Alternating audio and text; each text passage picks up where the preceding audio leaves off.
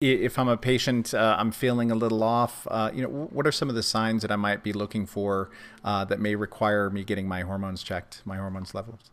Well, looking at you, for example, I mean, since we're having a conversation, you're a guy, I think, and you look very manly to me.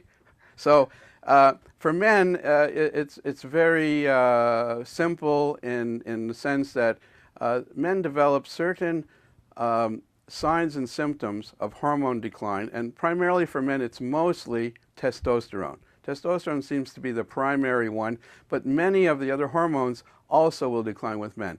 So there are different signs and symptoms related to different hormones. So let's just talk about one, because if we try and talk about all the hormones, I'm going to cause a lot of confusion with the audience. So let's just pick one. So let's say testosterone, because you're a guy, you're very manly, and I know you want to stay that way.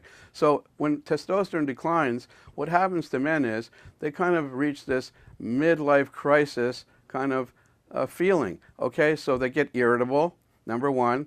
They're not sleeping as well. They're losing their sex drive. Their sexual performance is decreasing, so they'll have a harder time getting and maintaining erections. They start having a increase in body fat and a decrease in their ability to maintain lean body mass. So they get a big belly. They start to put weight around the midline. Some of them put weight along on the chest, so they can develop what we call moobs. That's man boobs, but it's extra fat in the chest area, breast area for men. And they become less competitive at work. They become have problems in relationships. Their mood becomes depressed. This is generally what happens. It's like the male menopause.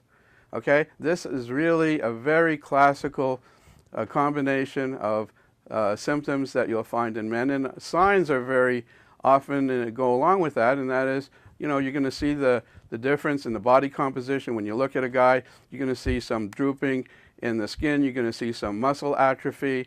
When you talk to him, you're going to sense a little bit of a more irritable personality. All those things are also signs. So this is a very classical presentation for a male testosterone deficiency. And that's just one example. All the different hormones are associated with different signs and symptoms.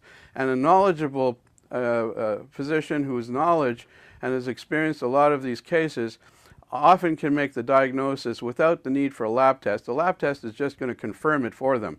But if you really are experienced and you've seen these patients and you understand what signs and symptoms are related to the various hormone deficiencies, you can very easily make the diagnosis before you actually get the lab test. The lab test will just validate and provide some benchmarks for you that will help to guide the treatment.